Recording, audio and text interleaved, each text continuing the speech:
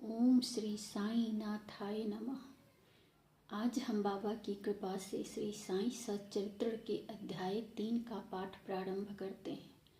इस अध्याय के शीर्षक हैं श्री साईं बाबा की स्वीकृति, आज्ञा और प्रतिज्ञा, भक्तों को कार्य समर्पण, बाबा की लीलाएं, ज्योति स्तंभ स्वरूप, मातृ प्रेम, रोहिला की कथा और उनके मधुर अमृतोपदेश। श्री साईं बाबा की स्वीकृति और वचन देना। जैसा कि गत अध्याय में वर्णन किया जा चुका है, बाबा ने सच्चरित्र लिखने की अनुमति देते हुए कहा कि सच्चरित्र लेखन के लिए मेरी पूर्ण अनुमति है। तुम अपना मन स्थिर कर मेरे वचनों में श्रद्धा रखो और निर्भय होकर कर्तव्य पालन करते रहो।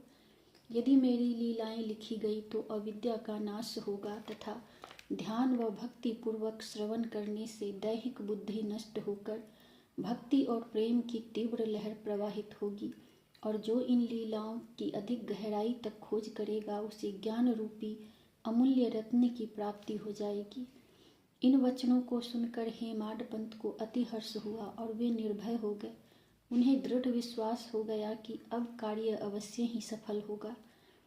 बाबा ने श्यामा की ओर दृष्टिपात कर कहा, जो प्रेम पूर्वक मेरा नाम स्मरण करेगा मैं उसकी समस्त इच्छाएं पूर्ण कर दूंगा।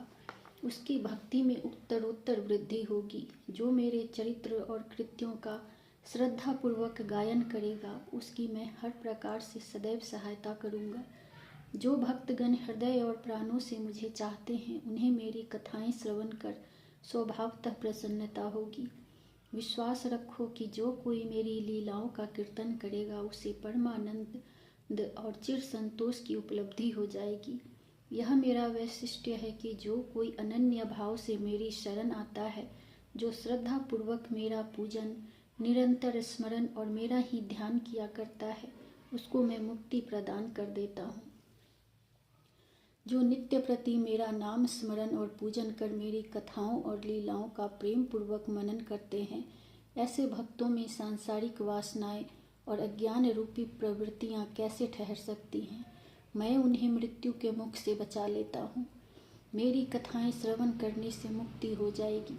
अतः मेरी कथाओं को श्रद्धापूर्वक सुनो, मनन करो। सुख और संतोष प्राप्ति का सरल मार्ग ही यही है।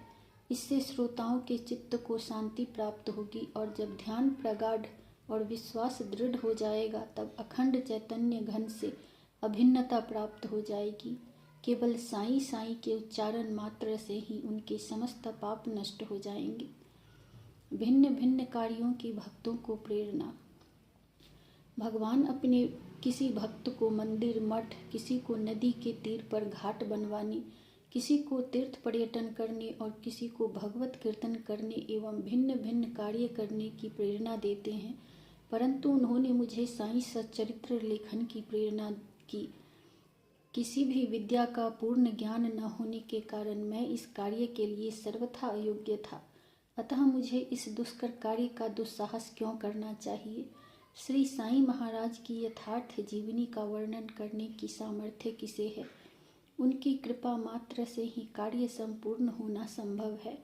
इसलिए जब मैंने लेखन प्रारंभ किया तो बाबा ने मेरा अहंग नष्ट कर दिया और उन्होंने स्वयं अपना चरित्र रचा। अतः इस चरित्र का श्रेय उन्हीं को है, मुझे नहीं।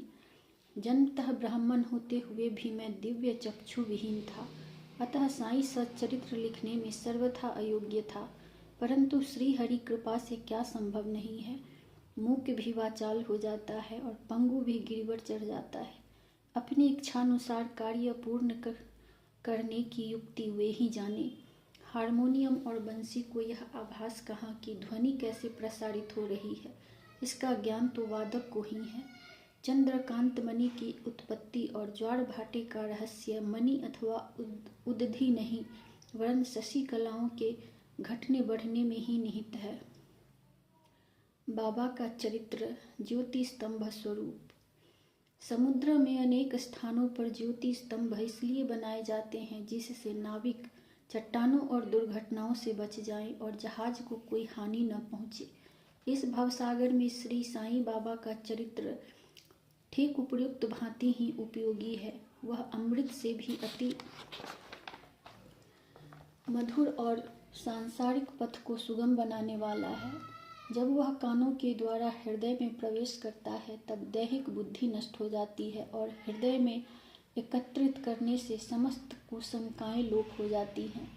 अहंकार का विनाश हो जाता है तथा बौद्धिक आवरण लुप्त होकर ज्ञान प्रकट हो जाता है। बाबा की विशुद्ध कीर्ति का वर्णन निष्ठापूर्वक श्रवण करने से भक्तों के पाप नष्ट होंगे। अतः यह मोक्ष प्राप्ति का भी सरल साधन है। सतयुग में सम तथा दम, त्रेता में त्याग, द्वापर में पूजन और कलयुग में भगवत कीर्तन ही मोक्ष का साधन है। यह अंतिम साधन चारों वर्णों के लोगों को साध्य भी है। अन्य साधन योग, त्याग, ध्यान, धारणा आदि आचरण करने में कठिन है, परंतु चरित्र तथा हरि कीर्तन का श्रवण तो अत्यंत ही सुलभ है। केवल उन पर ध्यान देने की ही आवश्यकता है। कथा श्रवण और कीर्तन से इंद्रियों की स्वाभाविक विषय शक्ति नष्ट हो जाती है और भक्त वासना रहित होकर आत्म साक्षात्कार की ओर अग्रसर हो जाता है। इसी फल को प्रदान करने के हेतु उन्होंने सचरित्र की रचना कराई। भक्तगण अब सरलता पूर्वक चरित्र का अवलोकन करें और साथ ही उनके मनोहर स्वरूप का ध्यान कर गुरु और भगवत भक्ति के अधिकारी बने तथा निष्काम होकर आत्म साक्षात्कार को प्राप्त हों।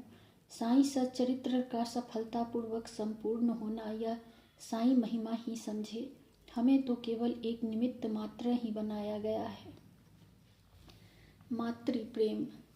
गाय का अपने बछड़े पर प्रेम सर्वविदित ही है। उसके स्तन सदैव दुग्ध से पूर्ण रहते हैं और जब भूखा बछड़ा स्तन की ओर दौड़ कर आता है तो दुग्ध की धारा स्वतः प्रवाहित होने लगती है। उसी प्रकार माता भी अपने बच्चे की आवश्यकता का पहले से ही ध्यान रखती है और ठीक समय पर स्तनपान कराती है। वह बालक का श्रृंगार उत्तम ढंग से करती है, परंतु बालक को इसका कोई भान ही नहीं होता। बालक के सुंदर श्रृंगार आदि को देखकर माता के हर्ष का पारावार नहीं रहता। माता का प्रेम विचित्र, असाधारण और निस्वार्थ है, जिसकी कोई उपमा नहीं है। ठीक इसी प्रकार सद्गुरु का प्रेम अपने शिष्य पर होता है। ऐसा ही प्रेम बाबा का मुझ पर था। उदाहरणार्थ वह निम्न प्रकार था। सन 1916 में मैंने नौकरी से अवकाश ग्रहण किया। जो पेंशन मुझे मिलती थी वह मेरे कुटुंब के निर्वाह के लिए अपर्याप्त थी। उसी वर्ष की गुरु पूर्णिमा के दिवस मैं अन्य भक्तों के साथ शिरडी गया। वहाँ अन्ना चिंचनी करने स्वतः ही मेरे लिए बाबा से इस प्रकार प्रार्थना की, इनके ऊपर कृपा करो। जो पेंशन इन्हें मिलती है वह निर्वाह योग्य नहीं है। कुटुंब में वृद्धि हो रही है, कृपया और कोई नौकरी दिला दीजिए ताकि इनकी चिंता दूर हो और ये सुखपूर्वक रहें।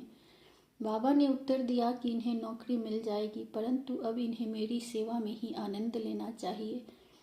इनकी इच्छाएं सदैव पूर्ण होंगी। इन्हें अपना ध्यान मेरी ओर आकर्षित कर अधार्मिक तथा दुष्ट जनों की संगति से दूर रहना चाहिए। इन्हें सबसे दया और नम्रता का बर्ताव और अंतःकरण से मेरी उपासना करनी चाहिए। यदि ये इस प्रकार आचरण कर सके तो नित्यानंद के अधिकारी हो जाएंगे। रोहिला की कथा। यह कथा श्री साईं बाबा के समस्त प्राणियों पर समान प्रेम की सूचक है। एक समय रोहिला जाति का एक मनुष्य शिरडी में आया। वह ऊंचा, पूरा सुदृढ़ एवं सुगठित शरीर का था। बाबा के प्रेम से मुग्ध होकर वह शिरडी में ही रहने लगा। वह 8 प्रहर अपनी उच्च और कर्कश आवाज में कुरान शरीफ के कलमे पढ़ता और अल्लाह अकबर के नारे लगाता था। शिरडी के अधिकांश लोग खेतों में दिन भर काम करने के पश्चात जब रात्रि में घर लौटते तो रोहिला की कर्कश पुकारें उनका स्वागत करती थीं। इस कारण उन्हें रात्रि में विश्राम न मिलता था, जिससे वे अधिक कष्ट और असुविधा का अनुभव करने लगे।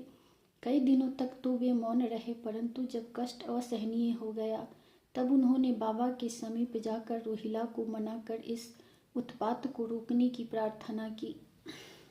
बाबा ने उन लोगों की इस प्रार्थना पर ध्यान न दिया। इसके विपरीत गांव वालों को आड़े हाथों लेते हुए बोले कि वे अपने कार्य पर ही ध्यान दें और रोहिला की ओर ध्यान न दें।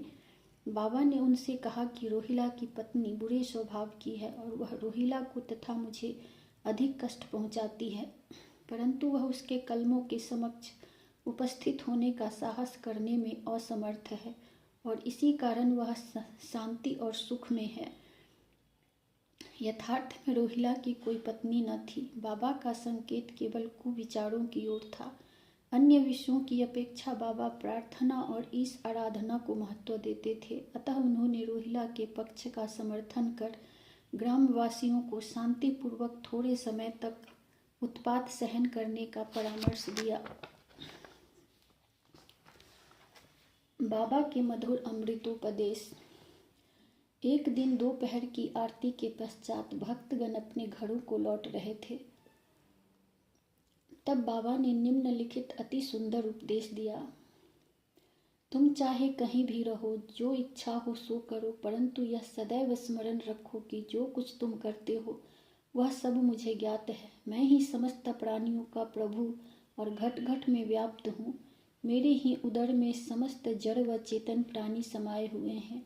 मैं ही समस्त ब्रह्मांड का नियंत्रण करता व संचालक हूँ। मैं ही उत्पत्ति, स्थिति व संहार करता हूँ। मेरी भक्ति करने वालों को कोई हानि नहीं पहुँचा सकता। मेरे ध्यान की उपेक्षा करने वाला माया के पास में फंस जाता है। समस्त जंतु, चींटियाँ तथा दृश्यमान, परिवर्तमान और अस्थायी विश्व मेरे ही स्वरूप हैं। इस सुंदर तथा अमूल्य उपदेश को श्रवण कर मैंने तुरंत यह दृढ़ निश्चय कर लिया कि अब भविष्य में अपने गुरु के अतिरिक्त अन्य किसी मानव की सेवा न करूँगा। तुझे नौकरी मिल जाएगी। बाबा के इन वचनों का विचार मेरे मस्तिष्क में बार बार चक्कर काटने लगा। मुझे विचार आने लगा, क्या सचमुच ऐसा घटित होगा? भविष्य की घटनाओं से स्पष्ट है कि बाबा के वचन सत्य निकले और मुझे अल्पकाल के लिए नौकरी मिल गई। इसके पश्चात मैं स्वतंत्र होकर एक चित्त से जीवन पर्यंत बाबा की ही सेवा करता रहा। इस अध्याय को समाप्त करने से पूर्व मेरी पाठकों से विनम्र प्रार्थना है कि वे समस्त बाधाएं जैसे आलस्य, निद्रा, मन की चंचलता व इंद्रिय आसक्ति दूर कर और एक चित्त हो अपना ध्यान बाबा की लीलाओं की ओर दें और स्वाभाविक प्रेम निर्माण कर भक्ति रहस्य को जाने तथा अन्य साधनाओं में व्यर्थ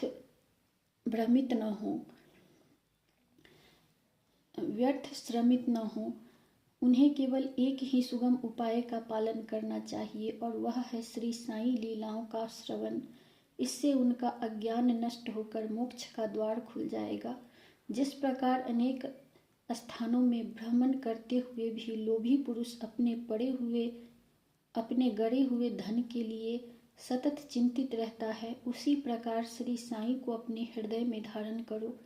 अगले अध्याय में श्री साईं बाबा की शिरडी आगमन का वर्णन होगा। श्री सद्गुरु साईं नाथार्पणमस्तु। शुभम भवतु।